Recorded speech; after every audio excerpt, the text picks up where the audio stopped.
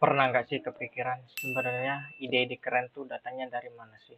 Apa dari orang yang tiba-tiba dapat wahyu, dapat ilham, kepikiran ide-ide keren, atau harus jadi orang yang super jenius dulu baru menemukan ide yang hebat? Ternyata setelah saya menonton video dari Steve Johnson di TED Talk dengan judul video Where's Good Ideas Come From? Ternyata jawabannya itu nggak sesederhana itu. Ide besar justru lahir dari proses panjang yang perlahan nyambung satu sama lain dan akhirnya jadi sesuatu yang gede banget. Di sana Steve Johnson bercerita soal konsep liquid network, lingkungan di mana orang-orang bisa bertukar gagasan seperti di kafe di zaman dulu hingga zaman sekarang, bahkan sekarang lebih canggihnya lagi bisa bertukar gagasan di internet. Di situ ide-ide kecil saling ketemu, saling melengkapi, sampai akhirnya jadi sesuatu yang besar. Di situ juga Steve Johnson menyinggung soal slow hunch. Artinya ide sering muncul setengah jadi, kadang bertahun-tahun, baru nyambung dengan potongan-potongan lain. Ia mencontohkan Charles Darwin. Dia berkata bahwa Darwin sudah mempunyai catatan-catatan tentang evolusi, tapi butuh waktu lama sampai semua kepingan-kepingan catatannya itu berubah menjadi teori besarnya, teori evolusi. Dan yang paling keren, Steve Johnson juga mencontohkan dua peneliti yang awalnya cuman iseng nangkep sinyal satelit Sputnik yaitu satelit buatan pertama manusia yang mengorbit bumi. Mereka menangkap sinyal itu dari sebuah antena sederhana. Lalu mereka bisa menghitung jalur orbit satelit tersebut dari bumi. Kemudian muncul pertanyaan, kalau kita mengetahui posisi satelit yang ada di luar angkasa, bisa nggak kebalikannya? Satelit mengetahui posisi kita yang berada di bumi. Dan dari situlah GPS terlahir.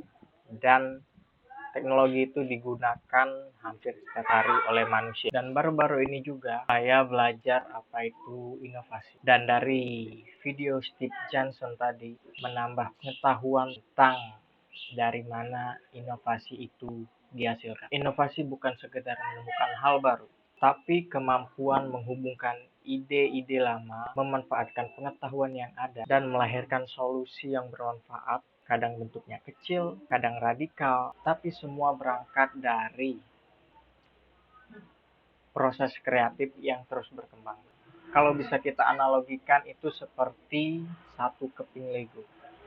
Satu keping Lego tidak ada artinya, tapi ketika keping-kepingan Lego itu disatukan, maka akan menjadi sebuah karya yang luar biasa. Bisa jadi mobil, bisa jadi rumah, bisa jadi kota. Dan begitu juga inovasi. Kecil-kecil lama-lama jadi sesuatu yang besar. Ngomong-ngomong soal inovasi, ternyata inovasi memiliki 4 jenis. Tapi di sini aku mau bahas dua yang paling umum saya rasakan. Pertama itu ada incremental innovation. Inovasi ini bersifat perbaikan kecil ataupun peningkatan kecil yang sifatnya berkelanjutan. Sebagai contoh ada handphone yang kita gunakan sehari-hari. Tiap tahun pasti ada saja merek handphone yang merilis varian terbaru mereka. Ada yang kameranya lebih bagus, baterainya lebih awet, desainnya lebih ramping. Semua bersifat hal kecil. Yang tadi itu disebut incremental innovation karena dasarnya sama, perbaikan kecil yang terus-menerus. Yang kedua ada namanya disruptive innovation. Kalau disruptive innovation itu lebih bersifat menghancurkan pasar yang sudah ada. Contohnya ojek online di Indonesia. Sebelum ada transportasi online seperti Gojek, seperti Grab, Maxi, banyak orang belum kepikiran bahwasanya kita dapat memesan sebuah ojek melalui telepon genggam. Begitu muncul, hal ini langsung mengubah cara orang bergerak, bahkan membuat ojek pengkolan, ojek konvensional mulai tersingkirkan. Contoh tadi disebut disruptif karena bukan sekedar memperbaiki hal kecil, namun juga bisa langsung mengubah aturan dari industri tersebut. Kemudian dalam inovasi terdapat dua tahapan. Pertama discovery dan kedua adalah invention. Discovery itu kayak proses menemukan sesuatu yang ada tapi belum disadari oleh kebanyakan orang. Contoh gampangnya itu benua Amerika Serikat. Sebenarnya benua itu sudah ada, tapi Christopher Columbus menemukannya baru di tahun 1492. Itulah yang disebut dengan tahapan discovery. Sedangkan invention itu benar-benar menciptakan hal yang baru. Misalnya penemuan bola lampu yang ditemukan oleh Thomas Alva Edison. Hal itu bukan sesuatu yang sudah ada namun baru ketemu, tapi hal itu benar-benar ciptaan baru, penemuan baru yang diciptakan oleh beliau. Terus apa sih manfaat dari inovasi? Yang pertama adalah memecahkan masalah yang sulit terselesaikan. Misalnya kita ambil contoh Gojek tadi. Gojek hadir untuk mengatasi masalah yang ada. Mengatasi masalah transportasi, pemesanan transportasi yang ribet. Susah cari ojek, harus ke tempat pengkolannya dulu.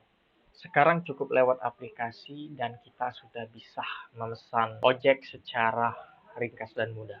Kedua, meningkatkan produktivitas. Contohnya kayak handphone tadi, ketika sebuah handphone memiliki kamera yang bagus, user tidak akan repot-repot lagi untuk mengedit agar video rekamannya menjadi lebih bagus. Dan waktu yang ia gunakan untuk editing bisa ia gunakan untuk melakukan hal produktivitas lainnya. Ketiga, meningkatkan unique selling point. Inovasi bikin perusahaan mempunyai ciri khas yang berbeda dari pesaingnya. Misalnya Apple selalu mempunyai inovasi, desain, tata letak kamera yang hanya digeser. Meskipun begitu, itu menjadi unique selling dan inovasi yang dikeluarkan dari iPhone. Keempat dan yang terakhir adalah memberikan keunggulan bersaing. Perusahaan yang inovatif biasanya lebih maju dari perusahaan pesaingnya. Contoh lain yang bisa kita ambil